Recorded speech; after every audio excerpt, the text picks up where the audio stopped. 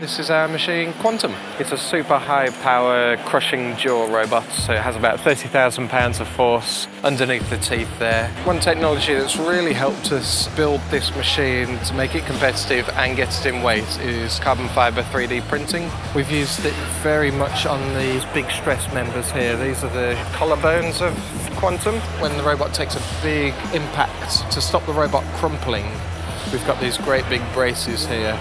In a previous iteration we made them from aluminium, but we were able to save 50% on the weight by changing it out to 3D printed carbon fiber parts. We've been thrown around a lot with this machine and we haven't had one fail yet, so they're plenty strong enough. You know, I was able to design it in an hour, give it to you guys, and you were able to print it for us overnight. And that speed of being able to evolve your machine is critical in this game. And the best way that we've found whilst we're in the pits here has been 3D printing in carbon fiber.